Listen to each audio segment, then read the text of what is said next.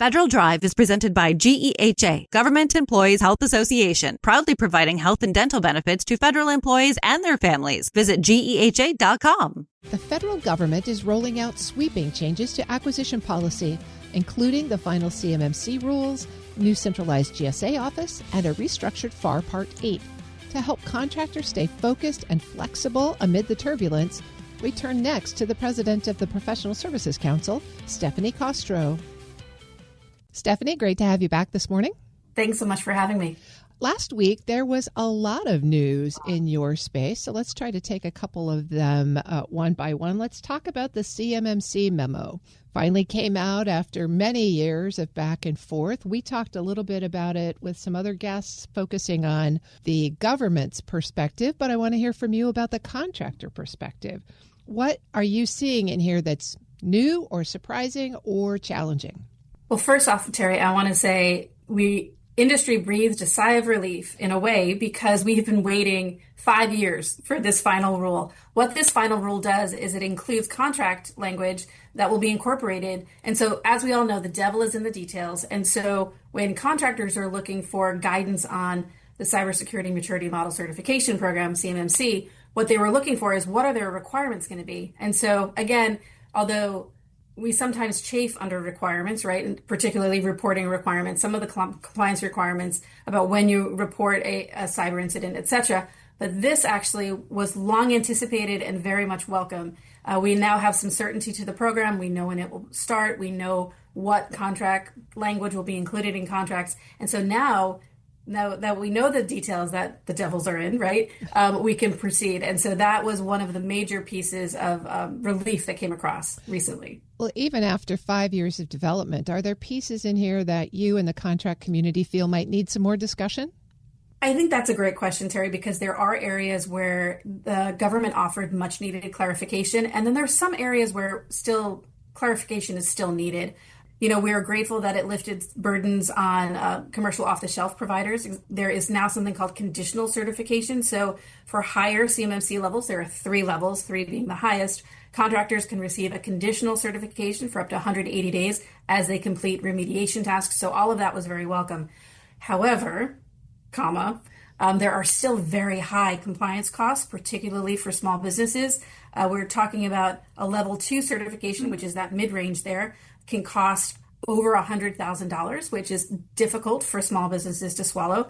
And there is a shortage of assessors in terms of the CMMC third-party assessor organizations, or as we call them, C3PAOs, not to be confused with any Star Wars references of C3PO, which we hear a lot. And then finally, where the language in the final rule could have been clearer is on defining controlled unclassified information boundaries, what's covered under the rule, what's not covered under the rule. There is still a lot of gray area when it comes to this CUI, this controlled unclassified information.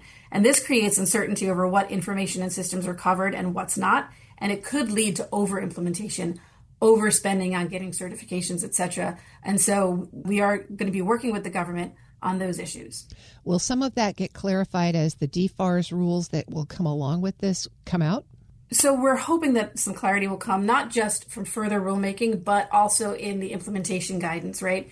In terms of, all right, so now the program's starting, when the rubber meets the road, we know we'll see memos, et cetera, about here's the right way to do it, here's the wrong way to do it, or maybe not memos on here's the wrong way to do it, but certainly course corrections, and I think that's to be expected. CMMC, for its full implementation, is going to take 3 years. We're just kicking off the 1-year phase 1 here in November of 2025. That will last a year, and then we'll go to phase 2. So there's lots of times for course correction. And what guidance are you sharing with the contracting community right now as you move into this first phase of implementation? Again, a great question, Terry. There are several things we're suggesting that contractors do. We don't offer legal or accounting advice, but there are certain common sense steps that contractors can take that we're recommending. The first is to assess your readiness if you haven't already done so, and look at a gap analysis to identify any deficiencies in your cybersecurity posture, to look at your documentation, what is required now by this new final rule, including a system security plan and something we all call a POAM, but that actually stands for a plan of action and milestones. So they are very concrete steps. And then finally, really to work with your assessors, these C3 PAUs that I mentioned, to make sure that you can get the certification necessary. And then for some companies who have subcontractors, this will also impact subcontractors. So they do need to manage their subs in a way that makes sense under the CMMC program. So this is sort of the ecosystem we're working with, Terry. I'm speaking with Stephanie Castro. She's the president of the Professional Services Council. Well, there's going to be a lot to watch there and a lot of lessons learned as that all rolls out. Let's talk about another space where there's lessons learned. GSA contract consolidation and workforce development. This also came out last week. Tell us about what PSC sees here and what you might be concerned about. So first, Terry, I would like to take you all the way back to March, which seems like a lifetime ago. But on March 20th, the president signed out an executive order. It's number 14240. It is, quote unquote, eliminating waste and saving taxpayer dollars by consolidating procurement. That's the title of the EO. And in it, it directed GSA to start taking over some of the contracting for domestic procurement of common goods and services. It also directed GSA to consider on a case-by-case basis taking over the government-wide acquisition contract vehicles for IT.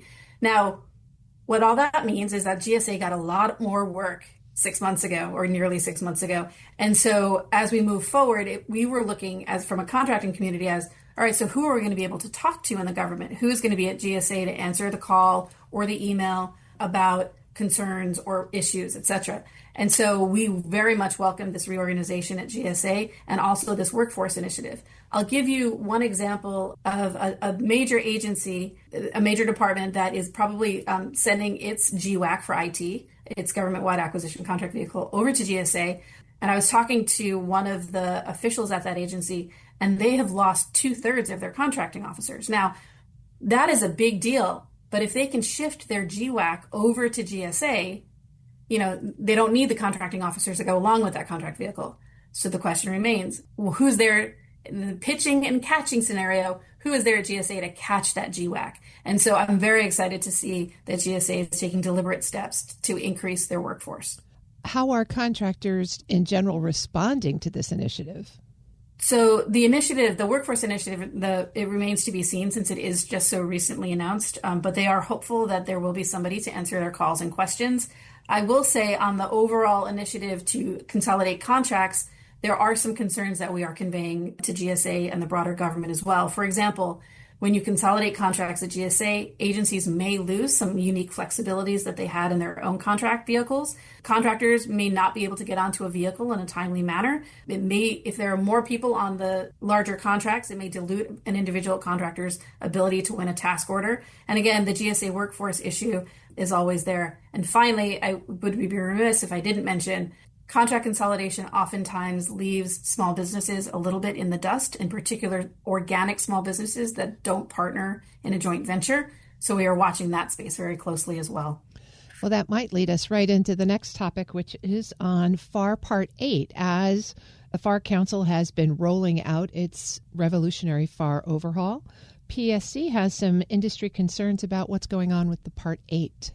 Yeah, thank you so much, Terry, for mentioning this. The revolutionary FAR overhaul is a huge undertaking by the General Services Administration and the FAR Council writ large. And so as we talk to GSA, OMB, the rest of the alphabet soup of agencies about what's going on, FAR Part 8 has recently come up with several concerns coming from industry. This is the FAR part that talks about required sources of supplies and services.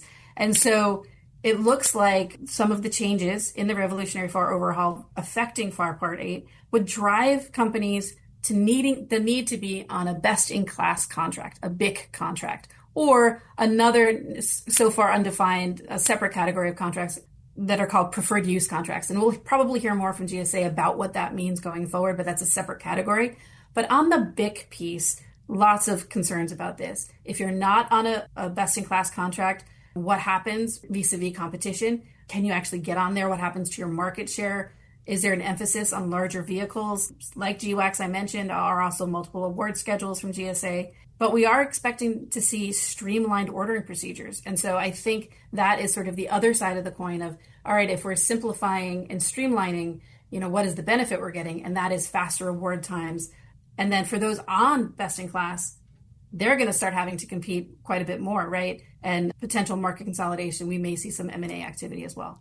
So it sounds like the acquisition industry, the government contractor space, has been pleased with many of the acquisition reforms that are coming out from this administration, but they may need to be attuned for some unintended consequences. So I mentioned the Revolutionary FAR overhaul. It is a two-step process. Right now, we're looking at all these class deviations, but the next step is to go into the formal rulemaking process. And that is where it's imperative for the government to give contractors at least 60 days to comment on each of these major rule changes, because it's going to reshape the marketplace in which these contractors function. We have a vested interest in commenting on everything that's relevant to companies and making sure that it's not just business as usual, right? We rush through a process and we start changing rules, that there is a deliberate comment period, and the government takes those comments seriously.